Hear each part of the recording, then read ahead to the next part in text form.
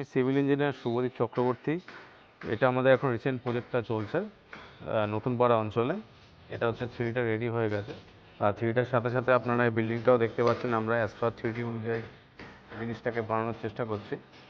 তো এই ফ্রন্টে আপনারা যেটা দেখছেন বেডরুম, আর সাইডে হচ্ছে আরেকটা হচ্ছে বেডরুম আছে, ওই মিডিলটা সিঁড়ি, আর ওই সাইডে যথারীতি দুটো রুম আছে।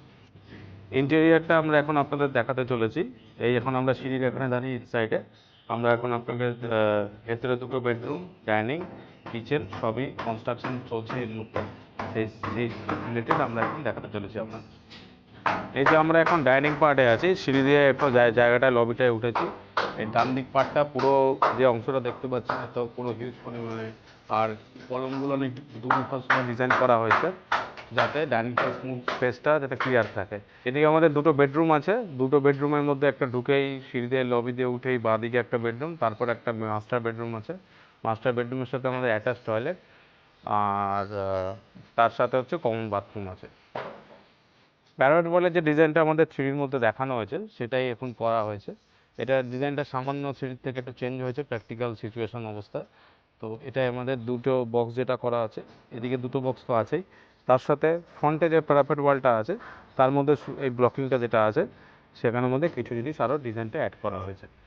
আর প্যারাপেট ওয়ালটা এটা হচ্ছে পুরো ছাদটা দেখতেই পাচ্ছেন, পুরো 2000 স্কোয়ার ফিটের একটা ছাদ আছে।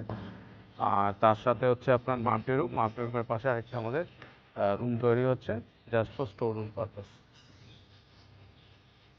প্রিমিয়াম কোয়ালিটির বাড়িটা যেটা দেখতে পাচ্ছেন আপনারা, এই মিডিয়াম কোর্স বালি, এটা দিয়ে আমরা কনস্ট্রাকশন পুরোটাই করেছি, ব্রিকওয়ার্ক, ছাদ ঢালাই এটাই। আর ছাদ ঢালাইয়ের সাথে স্পেশালি আমরা একটা কেমিক্যাল ইউজ করেছি, ওয়াটারপ্রুফিং এজেন্ট। তো সেটাতে ডক্টর ফিক্সড আমরা ইউজ করেছি, আপনার সিগাও ব্যবহার করতে পারেন। আমরা এই প্রজেক্টে সব টাটার রড ইউজ করেছি। এই কলমে যেটা দেখতে পাচ্ছেন এটা হচ্ছে 16 টাটার রড, আর স্ল্যাবে আমরা যেটা ইউজ করেছি সব 8 mm রড ইউজ করেছি। 1 ওয়ে স্ল্যাবে যেরকম রড বাঁধা হয়, 2 ওয়ে স্ল্যাবে রড বাঁধা হয়, সেই ডিটেলিং অনুযায়ী আমরা রডটা বাইন্ডিং করেছি। আর এখানে রিং আমরা সব ইউজ করেছি, 8 mm এর রিং ইউজ করেছি। আপনার হচ্ছে রেডিমেড যে রিংগুলো ওগুলোই ইউজ করার জন্য আমরা বেশি রেকমেন্ড করি, কারণ কর্নারে যেটা হয় আর্থকোয়েক রেজিস্ট্যান্সের জন্য হয়। আর সিমেন্টটা আমরা ইউজ করেছি আল্ট্রাটেক প্রিমিয়াম ছাদে, আর এমনি গাঁথনির জন্য অন্যান্য কাজের জন্য আমরা ইউজ করেছি আল্ট্রাটেক সিমেন্ট। পাথরের গ্রেড আপনারা বুঝতে পারবেন হচ্ছে সব রকম স্টোন চিপ যদি অ্যাভেলেবেল থাকে একটা পাথরের মধ্যে, এরকম সব রকমের সাইজের স্টোন চিপ আছে। এখানে আপনারা দেখতে পাচ্ছেন এই পাথরই আমরা ইউজ করেছি, নলেটির পাথর সব এখানে। শুভদীপ দার এবং বাকি যা ওনাদের যে স্টাফরা রয়েছে, এখন আমাদের প্রায় 6 মাস হয়েছে কাজ চলছে, এখনও আরও চলবে। তো এখনও অবধি আমি তো বলবো যে আমরা বিহেভিয়ার ওয়াইজ খুব স্যাটিসফাইড, কারণ এত লম্বা একটা কাজ চলবে, তাই বিহেভিয়ারটা খুব ইম্পর্ট্যান্ট একটা ফ্যাক্টর। কারণ ফ্যামিলির লোকেদের কিছু ডিমান্ড থাকে, কাস্টমাইজ করতে লাগে, কখনো এটা চেঞ্জ করবে, কখনো ওটা চেঞ্জ করবে। তো এদিক থেকে আমি বলবো যে শুভদীপ দার সাথে ফ্লেক্সিবিলিটি জিনিসটা খুবই ভালো।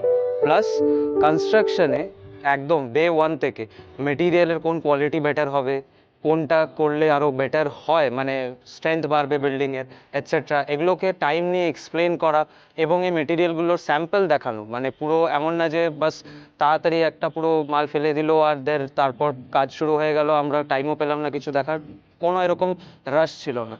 উনি আরামসে টাইম দিয়েছেন, আমরা ভেবেছি জিনিসপত্র কোনটা ঠিক হবে না হবে, উনিও সাজেস্ট করেছেন, স্যাম্পল দেখেছি, ইটের থেকে শুরু করে নিয়ে যে স্টিল ইউজ হয়েছে, Tata steel etcetera, cement, premium cement দিয়ে কাজ হয়েছে। এখানে ছাদ ঢালাইয়ের মধ্যে যে কেমিক্যালটা মিক্স করতে লাগে যাতে বাইন্ডিংটা স্ট্রং হয় প্লাস ওয়াটারপ্রুফিং হয়, এই সব কিছু উনি নিজের দায়িত্ব সহকারে আমাকে বুঝিয়েছেন, প্লাস এই মেটেরিয়ালগুলো দিয়েছেন। তাই ওনার উপরে কাজ দিয়ে তো খুবই নিশ্চিন্ত, এখন অবধি আমার কোনো প্রবলেম হয়নি। আর আশা করি ফিউচারে এই প্রজেক্টটা আরও ভালো হয়ে দাঁড়াবে, সেটাই আশা রয়েছে। Thank you.